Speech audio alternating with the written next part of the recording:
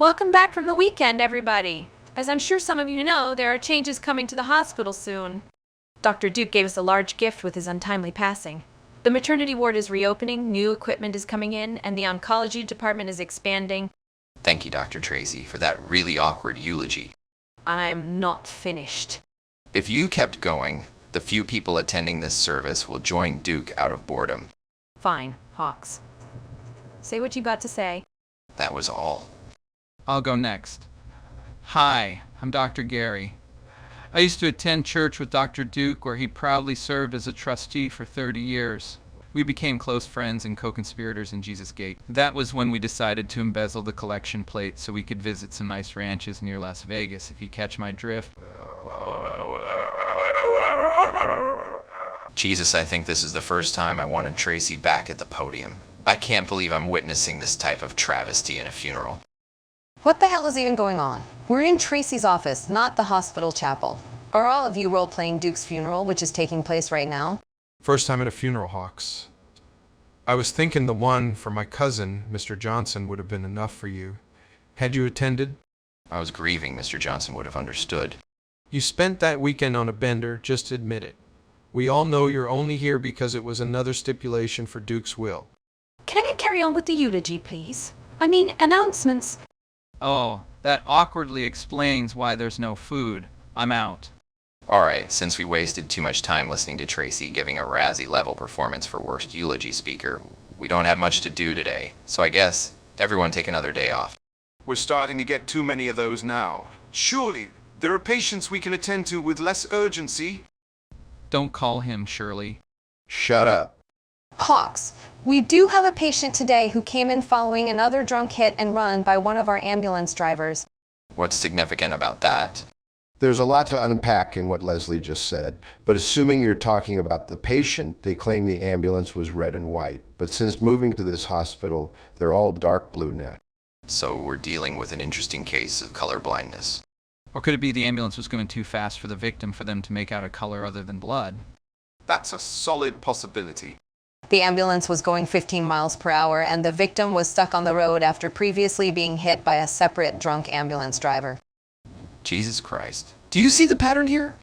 Oh, it's so obvious even I figured it out. Well, great. Then your assignment for today is to invent a device that allows people to see things clearly around them, whether they're moving slow or fast. This person has bad eyesight. Can't say I saw that coming. What the hell is going on in here? What the hell are you doing here? Why the hell is the patient in critical condition? Can all of you shut the fuck up and answer questions instead of making new ones? First off, the patient is in critical condition.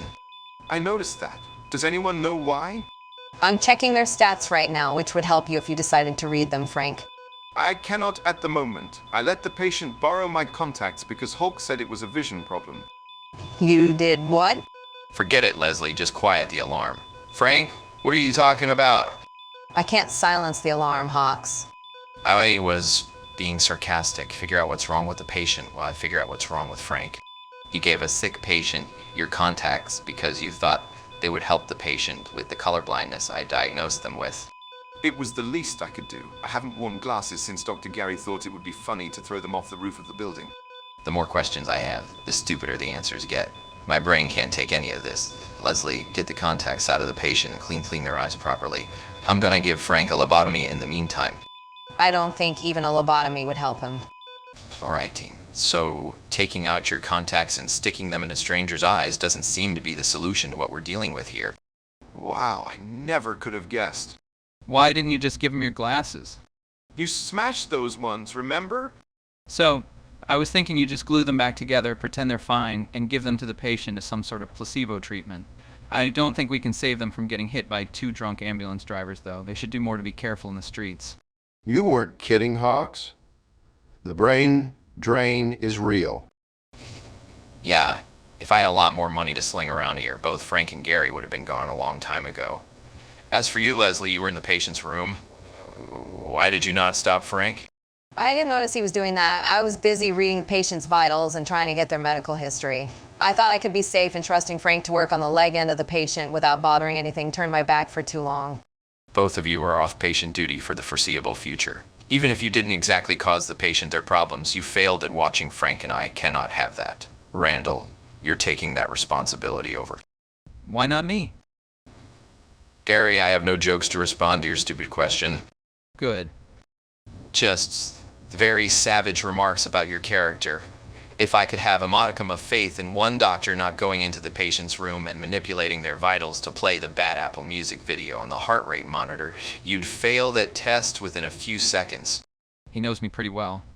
I'm glad he trusts me to stay on his team, though, in this office and in the operating room. That's good enough for me. Good enough would be you not being here, but that's just something that we have to put up with. Anyway, I've got lunch. Figure out this one yourselves. Hawks. Johnson. So how's the whole case going with the patient who survived 2 ambulance strikes? I don't know. I left that one to the hands of my idiots for. One of them thought it would be smart to put their contact lenses in the patient's eyes. Is there a chance you simply forgot to tell them an operation they were supposed to do, so they just went with their own ideas? That's possible, given we had our routine screwed up by Tracy today. I was really excited to move on from this Duke bullshit. You've been really sensitive since he died. It took me a while to realize, but he didn't expect or want to survive surgery. In the process, he wanted to torment me one last time. Brilliant man.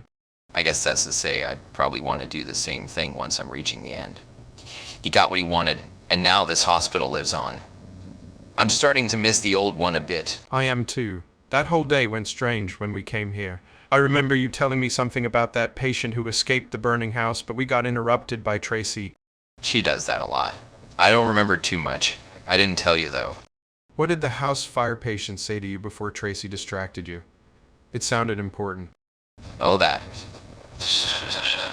Well, he mentioned something about trying to break a daily cycle of his friend burning a house down during lunch, so he invited the friend to his own house who lit it on fire while using the bathroom. Friend wouldn't admit anything was wrong and said that he had always intended to serve a steamed muffin. The strangest thing he said to me was, even though his friend's heart is always in the right place, to never, ever hire him if we want to prevent something from burning down. That is pretty strange. I'm guessing you had more questions for the patient had he not left early. I did, but I guess none of them are that important. It's just the whole cycle thing spoke to me a bit because I feel like you and I are trapped in a cycle as we speak. I don't really see it that way, Hawks. We have a routine, and it has survived a few setbacks, but it continues on. That sounds like life to me. It sounds almost like life, except for the fact you and I can't remember anything before we started working here. You're on this again. No, I'm picking back up where we left off. You fed my brain these questions, and you can't expect them not to spark serious questions about the universe. You got me there, I guess. I just don't know what we're supposed to do or even ask these questions to. I'm content with just living my life the way it is, though. I'm not. I've got some things to sort out in my newer office. We will talk later. What about that patient of yours? They're in good hands. Even if we have Frank and Gary acting like clowns, Leslie and Randall seem to have their heads screwed on with sufficient torque. Well, Dr. Tracy, all 4 of us did figure out what was wrong with the patient without Hawks's help. I would expect as much from him. Good work, team. I will talk to you tomorrow. Is this it for Hawks? It's too early to speak on that. You've given me a lot to consider regarding Dr. Hawkes' continued employment. Thank you. Good night.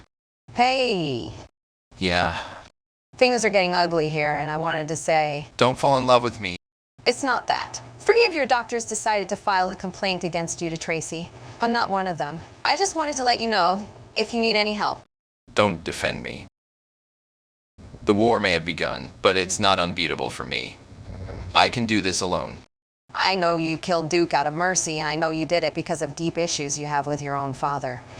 You were conflicted over euthanasia for someone you truly hate feeling related to, but you realize more people lose if he didn't get what he wanted.